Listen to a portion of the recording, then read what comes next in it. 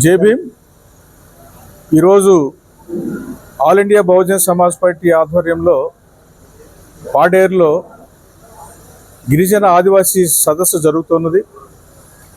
ముఖ్యంగా గిరిజనులు ఎదుర్కొంటున్నటువంటి సమస్యలు, వాళ్ళ యొక్క జీవిత విధానాలు ఒకసారి చూస్తే ఈ ప్రభుత్వాలు ఏవి కూడా గిరిజనుల జీవన ప్రమాణాలు, వాళ్ళ యొక్క సమస్యలు పరిష్కరించేటువంటి విధంగా వాళ్ళ విధానాలు అయితే లేవు. ఏదైతే ఏజెన్సీ ప్రాంతాల్లో గిరిజనులు ఎదుర్కొంటున్నటువంటి సమస్యలు ఉన్నాయో ఈ సమస్యలు ఈ విధంగా కొనసాగుతూనే ఉన్నాయి. గతంలో ఉన్నటువంటి ప్రభుత్వాలు, ఏదైతే జగన్మోహన్ రెడ్డి ప్రభుత్వం కానివ్వండి, ఇప్పుడు వచ్చేటువంటి కూటమి ప్రభుత్వం కానివ్వండి, ఈ రెండు కూడా ఈ గిరిజనుల సమస్యలు పరిష్కరించేటువంటి క్రమంలో ఏ ఒక్క కార్యక్రమం కూడా చేపట్టట్లేదు.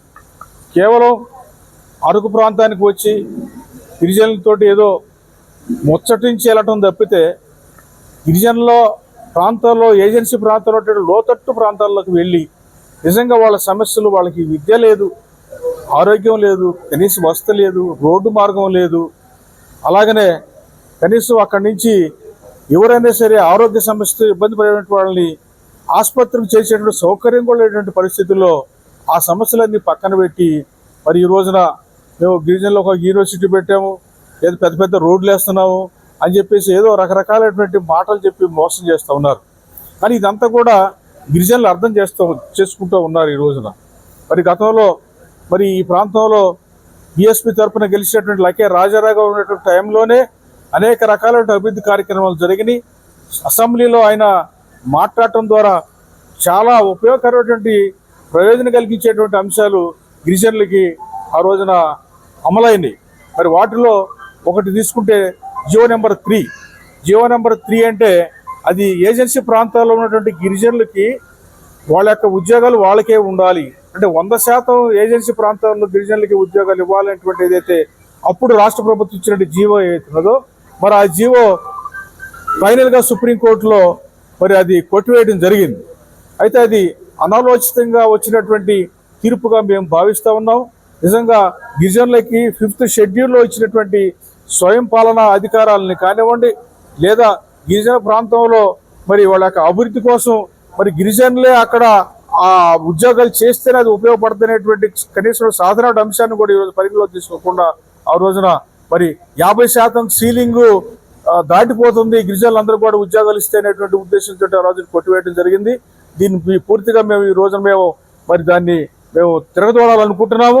దాన్ని మరి పెద్ద 7 ధర్మాసనం దగ్గరికి తీసుకొని వెళ్ళి మళ్ళీ రివ్యూ చేసి ఖచ్చితంగా జియో నెంబర్ 3 వచ్చేంత వరకు కూడా మేము పోరాడదలుచుకున్నాము. అట్లనే ఉద్యమించదలుచుకున్నాము.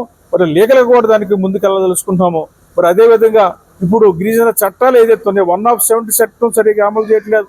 మరి పీసా 1996 చట్టం ప్రకారం గిరిజనులకు ఉన్నటువంటి పూర్తి హక్కులు కోల్పోయేటువంటి విధంగా మరి ఈ రోజున కొత్త మరి ఈ ఫారెస్ట్ చట్టం తీసుకుని వచ్చి మరి అనేక రకాలైనటువంటి ఈ కార్పొరేట్ సంస్థలకి అనేక రకాలైనటువంటి ఈ ఈ మొత్తం ఈ పెట్టుబడిదారులకు సంబంధించిన వాళ్ళందరూ కూడా ఈ రోజున మరి ఈ ఏజెన్సీ ప్రాంతాల్లో మరి అనేక రకాల వ్యాపారాలు పెట్టడానికి అవకాశం కల్పిస్తున్నారు.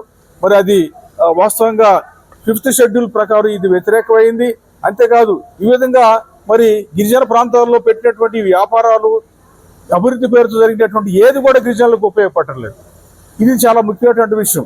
కాబట్టి ఇక్కడ ఉన్నటువంటి ఏదైతే ఈ అభివృద్ధిలో వాళ్ళు భాగస్వాములు కాకుండా కేవలం ఈ పెట్టుబడిదారు అభివృద్ధి కోసమే ఈ రోజున గిరిజన ప్రాంతాల్లో ఉపయోగించుకుంటూ అడవి బిడ్డల యొక్క యోగక్షేమాలను పట్టించుకునే పరిస్థితి కనిపిస్తుంది. కాబట్టి దీన్ని కూడా మనం వ్యతిరేకంగా భారత రాజ్యాంగంలో బాబాసాహెబ్ అంబేద్కర్ ఇచ్చినటువంటి అవకాశాలకి, గిరిజనులకు ఉన్నటువంటి అవకాశాలకి మరి వాళ్ళని కాపాడుకోవడం కోసం, ప్రయోజనాలు కాపాడుకోవడం కోసం all India Bahujan Samaj party కృషి చేస్తూ రాబోయే ఎన్నికల్లో మరి ఏజెన్సీ ప్రాంతాల్లో వాళ్ళ సమస్యల పరిష్కారం కావడం కోసం మరి ఏజెన్సీ ప్రాంతాల్లో all India Bahujan Samaj party ద్వారా గెలిచేటువంటి అభ్యర్థులే లకే రాజారావు గారితో పాటుగా అనేక మందిని ఈ ప్రాంతంలో గెలిపించుకొని మరి రాబోయేటువంటి కాలంలో గిరిజనుల యొక్క స్వయం పాలన గిరిజనులకు ఉండేటట్లుగా, గిరిజనుల యొక్క అడవి బిడ్డల దోపిడీకి గురి కాకుండా చేయడం కోసం మేమందరం all India Bahujan Samaj party కృషి చేస్తుందని చెప్పి ఈ సందర్భంగా మీకు తెలియజేస్తున్నాం. అందుకే ఈ సదస్సును మేము ఇక్కడ ఏర్పాటు చేయడం జరిగింది అనేటువంటి విషయాన్ని మీ దృష్టికి తీసుకొస్తున్నాం.